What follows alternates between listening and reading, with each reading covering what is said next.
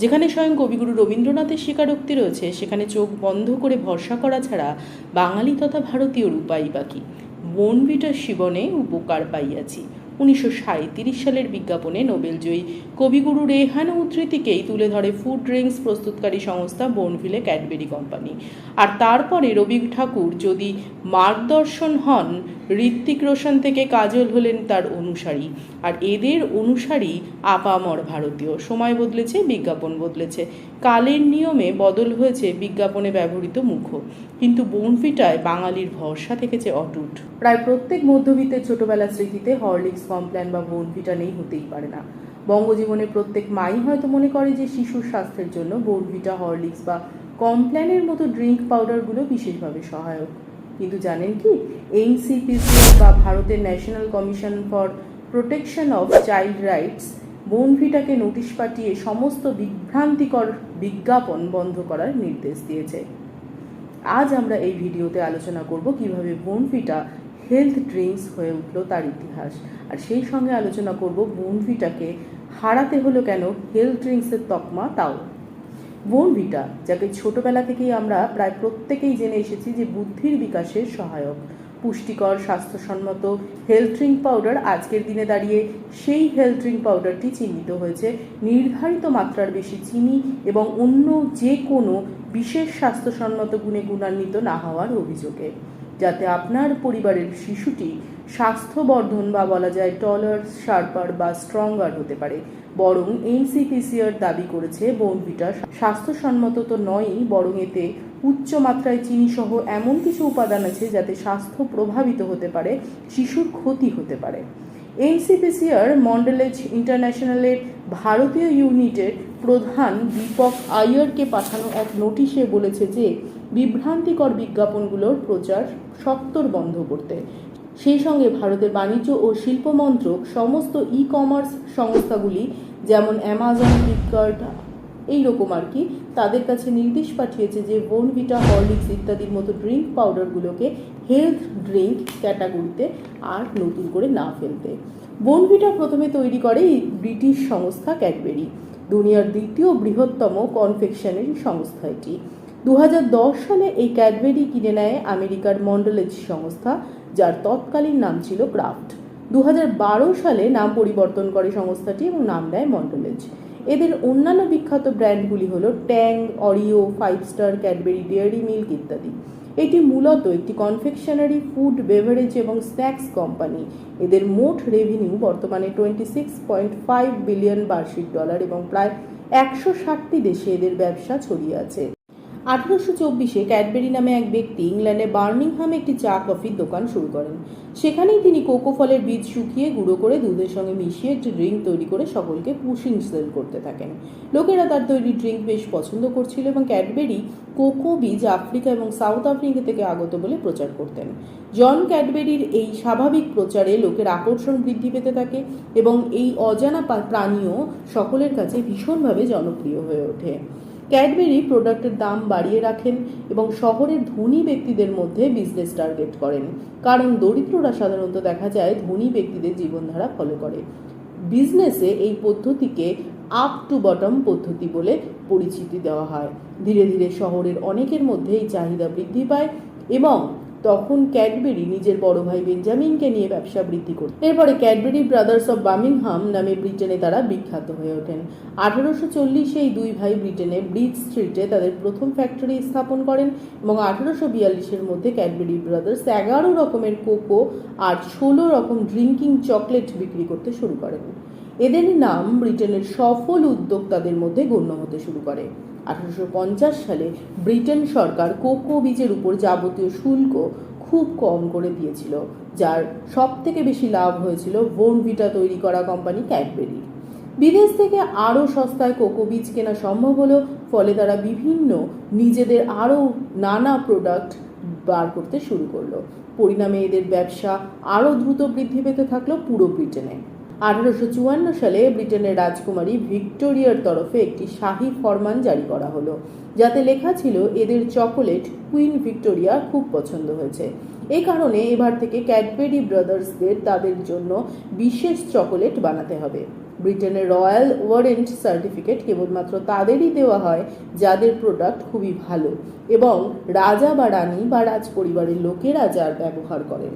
রাজপরিবারের সার্টিফিকেটে ক্যাডবেরিকে আগুনের শিখার ন্যায় ব্যবসা বৃদ্ধি করতে সাহায্য করলো। তারপর 1860 সালে দুই ভাইয়ের মধ্যে বিবাদে দুই ভাইয়ের ব্যবসা আলাদা হলো। তখন ক্যাডবেরি তার ব্যবসার দায়িত্ব দিলেন তার দুই ছেলে রিচার্ড ও জর্জকে। কোনো ব্যবসার মূল কথাই হলো সময়ের সঙ্গে সঙ্গে পরিবর্তন। দুই ভাই প্রোডাক্টকে অনেক পরিবর্তন করে এবং তাদের উদ্যোগ সফলও হয়। এরপর তারা নিজেদের প্রোডাক্টকে ব্রিটেনের বাইরে বিক্রি করার কথা চিন্তা করে এবং 1879 সালে তারা বোর্নভিলে শহরে নতুন কারখানা তৈরি করে। তখন সেখানে 2000 কর্মচারী কাজে নিযুক্ত হন। ক্যাডবেরি ভাই দুজন ব্যবসা বুঝতেন। তারা চিন্তা করলেন যদি কর্মচারীদের এমন সুবিধা দেওয়া যায় যাতে তারা পারিপার্শ্বিক সমস্ত চিন্তা ছেড়ে তাদের কর্মক্ষেত্রে পুরো সময় ব্যয় করতে পারে তাহলে তাদের লাভ বৃদ্ধি পাবে। তারা এমন বোর্নভিলে শহরে একটি বসতি স্থাপন করেন যেখানে সমস্ত রকম সুযোগ সুবিধা ছিল, জামশেদজি টাটার মতো আর কি। আর এই বোর্নভিলে শহর থেকেই নাম হয় এই ড্রিঙ্কটার বোর্নভিটা। এই সময় জন ক্যাডবেরি হঠাৎ একটি পদ্ধতি আবিষ্কার করেন, অনেকটা হয়তো ওই বাঙালি মিষ্টি আবিষ্কারের মতো। ডার্ক চকলেটের মধ্যে দুধের গুঁড়ো ও চিনি মিশিয়ে চকলেট বারের আকার দেন। এমনিতেই কোনো খাবারে বেশি পরিমাণে নুন বা মিষ্টি খাবারে বেশি পরিমাণে চিনি মেশালে সেই খাবারটি দীর্ঘদিন ধরে ভালো থাকে, নষ্ট হয় না। এটাই কিন্তু বর্তমানে বাচ্চা বড় সকলের প্রিয় ডেয়ারি মিল্ক। প্রথমে কিন্তু এই প্রোডাক্টটার নাম ডেয়ারি মিল্ক ছিল না, নাম ছিল হাইল্যান্ড মিল্ক। এও এক গল্প।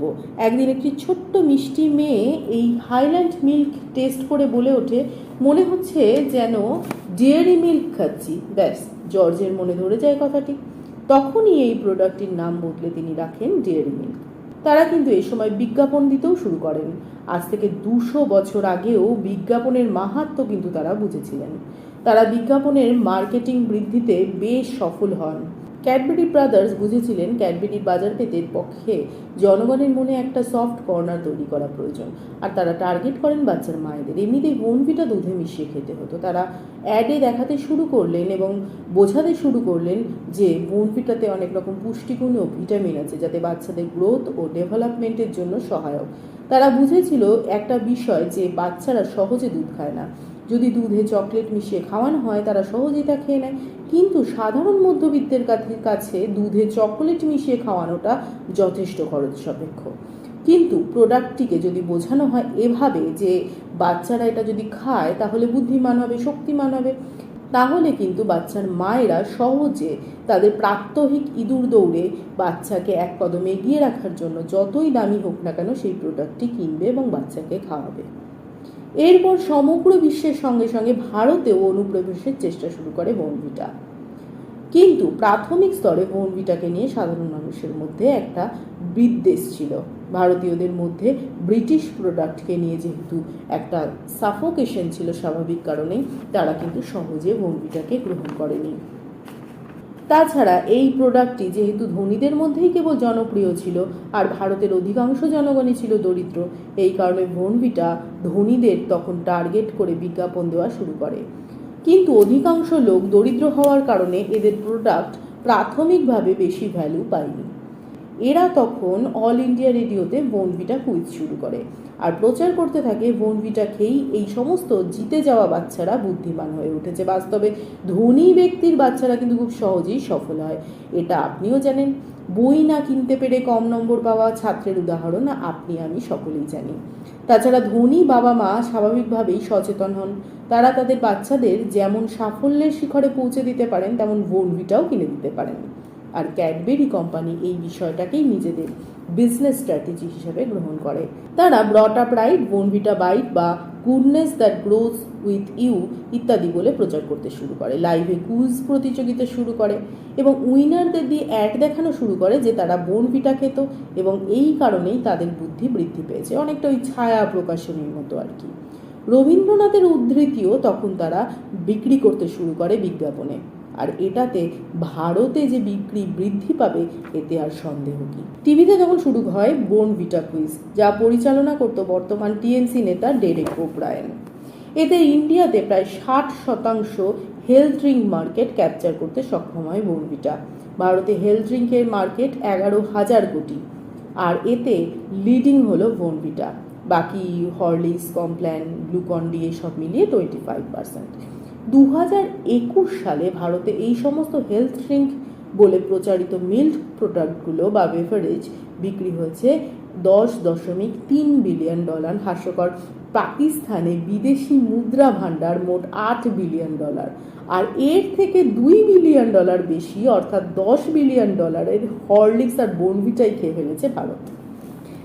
এপ্রিল 2023-এ হিমান্ত সিংকা নামে এক ফুড ব্লগার ইউটিউবে বোর্নভিটার বিভিন্ন ইনগ্রেডিয়েন্টস ব্যাখ্যা করে বোঝান যে এখানে কিছুই পরিবর্তন করা হয়নি এবং করোনাকালে ফায়দা নিয়ে ইমিউনিটি ড্রিঙ্ক বলে বিক্রি করা হচ্ছে। আর অ্যামাজন, ফ্লিপকার্টে হেলথ ড্রিঙ্কের ক্যাটাগরিতে একে ফেলা হচ্ছে। 1 মিনিটের এই ভিডিওর প্রচুর ভিউ হয়, লোক সচেতন হয়, শেয়ার হঠাৎ করে পড়ে যায় বোর্নভিটার। দেখা যায় বোর্নভিটাতে অনুমোদিত পরিমাণের প্রচুর বেশি সুগার মেশানো হয়েছে। 100 গ্রাম বোর্নভিটাতে 40% চিনি থাকে, সঠিকভাবে বললে 37.4 গ্রাম চিনি থাকে। আর চিনিকে এরা হেলথ ড্রিঙ্ক বলে বিক্রি করে। আর জানা উচিত, চিকিৎসা বিজ্ঞান এবং হুইয়ের মতে বাচ্চাদের 15 থেকে 20 গ্রাম চিনি সারা দিনে খাওয়া উচিত, এর থেকে বেশি নয়। কিন্তু যখন আপনি 2 চামচ বোর্নভিটা দুধে মেশাচ্ছেন তাতে প্রায় 1 চামচ চিনি মেশাচ্ছেন, যা একাই প্রায় 15 গ্রাম। তবে আর অন্যান্য বস্তুর মধ্যে কি কি আছে সেটা দেখা যাক। সেখানে আছে গম, বার্লি, বাজরা এই সমস্ত, আর কোকো সলিড, কালার, গ্লুটন এই সমস্ত আরও কিছু রয়েছে, কিন্তু ভিটামিন সরাসরি সেখানে কিছুই নেই বলা যায়। অর্থাৎ অনেক দাম দিয়ে বাচ্চাকে আমরা আটা, চকলেট আর চিনি দিচ্ছি, যা আমাদের বাচ্চাদের স্মৃতিশক্তি বৃদ্ধি করতে নয়, হ্রাস করতে সাহায্য করে। অধিক চিনি কিন্তু বাচ্চাদের স্মৃতিশক্তি হ্রাস করে, আর এটা সবথেকে বেশি মোটা হয়ে যাওয়ার কারণ, যা পরবর্তীকালে অসুখেরও কারণ। এই ঘটনায় বোর্নভিটা কোম্পানি একটা সময় চিনির পরিমাণ কিছুটা হলেও কম করতে বাধ্য হয়, কিন্তু সেটাও কিন্তু খুব বেশি কম পরিমাণ নয়। যখন এই সমস্ত ঘটনা ঘটে তখন এনসিপিসিআর সমস্ত বিষয়টার ব্যাখ্যা জানতে চায় ফ্যাসাইয়ের কাছে। ফ্যাসাই জানেন তো? ফ্যাসাই সেই সংস্থা যা ভারতে খাদ্যের গুণমান পরীক্ষা করে এবং রিপোর্ট দেয়। তার কাছে জিজ্ঞাসা করে এমন বিশেষ কোনো মাপদণ্ড আছে কি যাতে বোঝা যায় যে প্রোডাক্টটি হেলথ ড্রিঙ্ক। কিন্তু ফ্যাসাই জানায় হেলথ ড্রিঙ্ক বলে কোনো প্রোডাক্টই হয় না। তখন এনসিপিসিআর স্ট্রিক্টলি জানায় যাতে বোর্নভিটা নিজেকে আর হেলথ ড্রিঙ্ক বলে প্রচার না করে। এটা হেলথ ড্রিঙ্ক নয়, কেবল দুধের মিশ্রণ ছাড়া কিছুই নয়, এতে কোনো ভিন্ন লাভ নেই ক্ষতি ছাড়া। বাণিজ্য মন্ত্রক ও বিভিন্ন ই-কমার্স সংস্থা যেমন অ্যামাজন, ফ্লিপকার্টকেও নির্দেশ দেয় যাতে তারা এই সমস্ত ড্রিঙ্কগুলিকে পুনরায় হেলথ ড্রিঙ্ক ক্যাটাগরিতে না ফেলে। এটা তো এই সমস্ত কোম্পানিগুলোর কাছে একটা বড় ধাক্কা বটেই, কিন্তু এখন সকলের সচেতন হওয়ার সময় এসেছে। সকলের সচেতন হওয়া উচিত এবং হেলথ ড্রিঙ্ক বলে এই সমস্ত প্রোডাক্ট না কেনা উচিত এবং বাচ্চাদের আর না খাওয়ানো উচিত। আর দর্শকদের কাছে অনুরোধ করব এই ভিডিওটি বেশি মাত্রায় শেয়ার করতে, যাতে একাধিক অভিভাবক সচেতন হন এবং তাদের বাচ্চাদের পুনরায় বোর্নভিটা বা এই ধরনের হেলথ ড্রিঙ্কস দেওয়ার আগে দুবার ভাবেন, কারণ বাচ্চারাই আমাদের ভবিষ্যৎ, আর তার চলার পথ পরিচ্ছন্ন করার দায়িত্ব আমার আপনার সকলের।